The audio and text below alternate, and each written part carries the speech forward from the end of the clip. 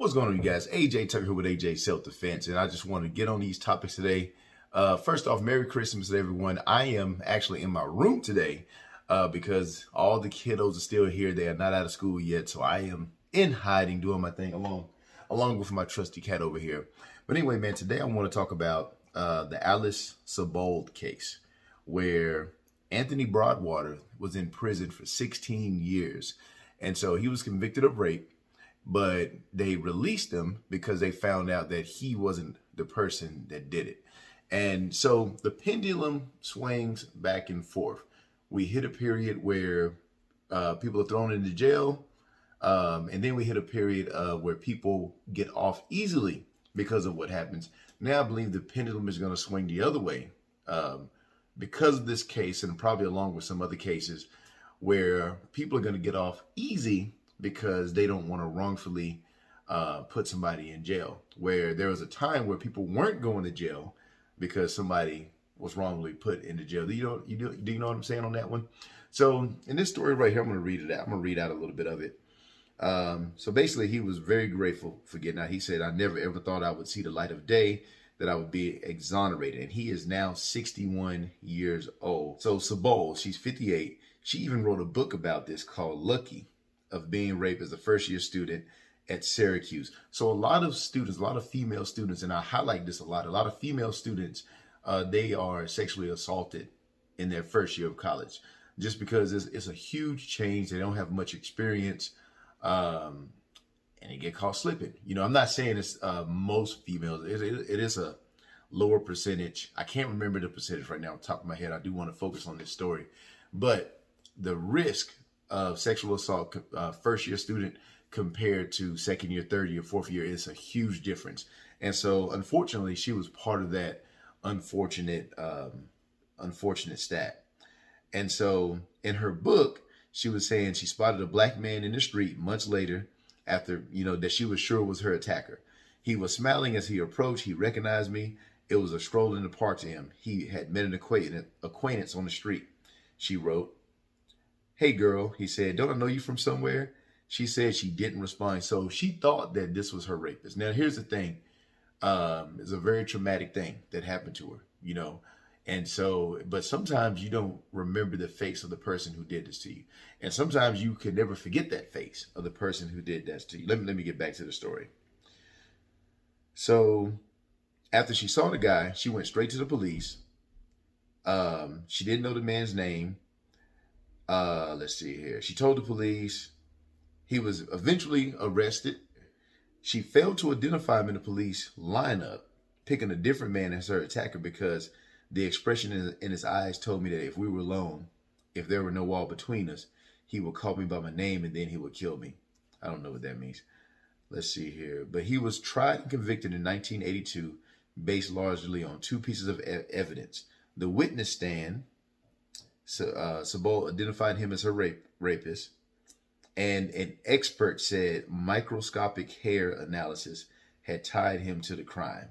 So he remained on New York sex offender registry after finishing his prison term in 1999. The district attorney apologized to him privately before the court hearing.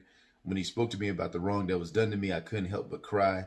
The relief that a district attorney of that magnitude would side with me in this case is so profound, I don't know what to say." So he's just happy to be out of jail. And there's a lot of people that are outraged, but in his case, he's probably outraged, but from all the interviews that I've seen, he is very grateful and very happy. Let's see here. Even after he married a woman who believed in his innocence, he never wanted to have children. Sorry about my lighting. I'm just going to keep it like that. You can still see me. I can see me on here. Let's see here. In addition to Lucky, Sebold is the author of the novels The Lovely Bones and Almost Moon. So she basically made a lot of stuff about, like sexual assault and rape, which is great. This is a topic, and it affects a lot of people. But the thing about this one, the wrong person was accused for the crime.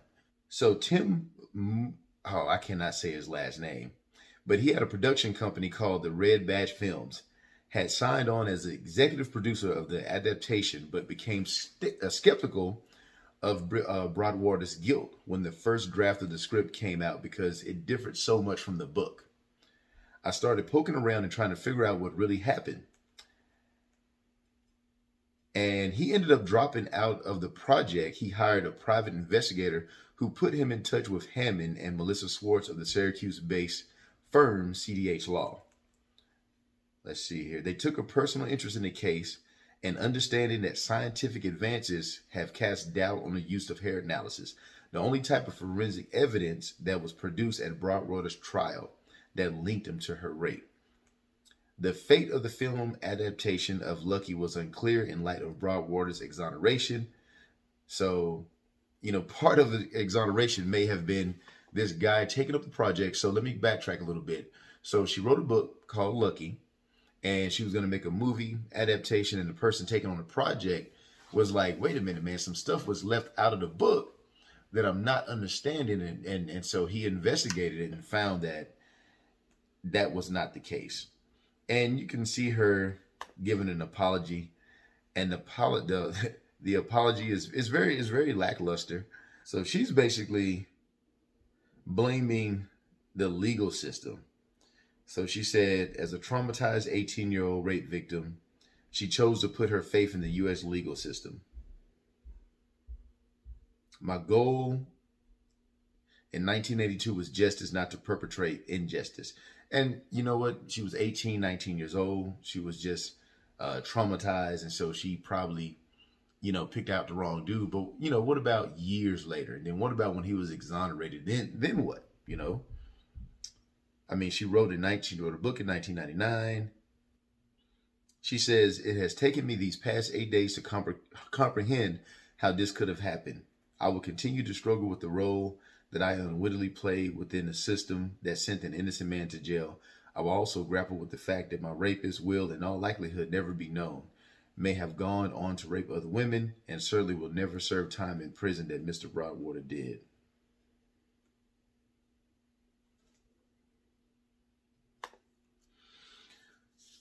So in this case, there was probably nothing he can do to avoid the situation.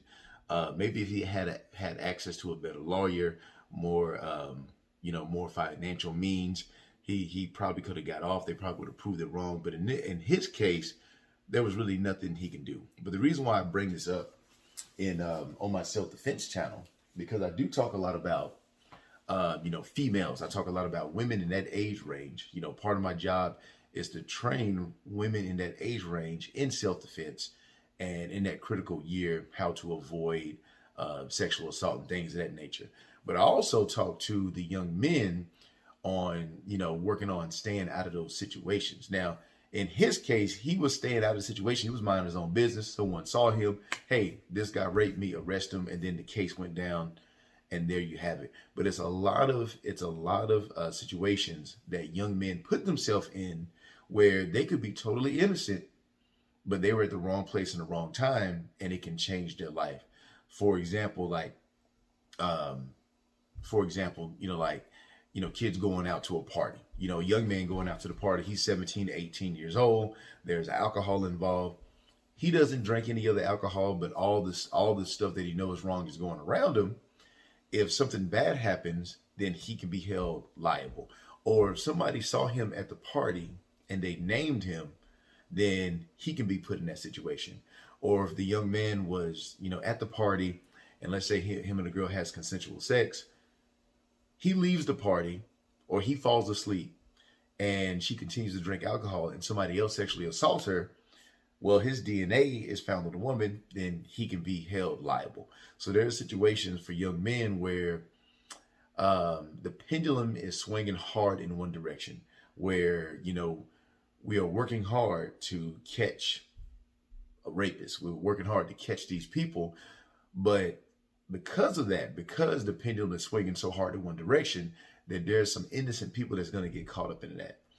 I do feel that the pendulum is going to start swinging in the other direction. There's never going to be a perfect balance. It's going to swing in the other direction where we get to a point to where, oh, do we believe this girl? you know, she's crying rape, but did that really happen to her? Let's really investigate this woman. And unfortunately, that has already happened to many women where they're assaulted and then the colleges, the schools, or the justice system just fails them. The judge will even ask them like, hey, were you drinking? Why were you wearing that? What were you doing out there? So a lot of victim blaming going on. And so the main thing is to guard yourself best you can, man. I just wanted to put this video out there, just for the men and women to see, especially if you're in my age range and you have kiddos getting ready to go off to college, or you have teenagers in high school where it's just so much stuff out there. Anyway, that's all I got, man. I'll see you on the next one.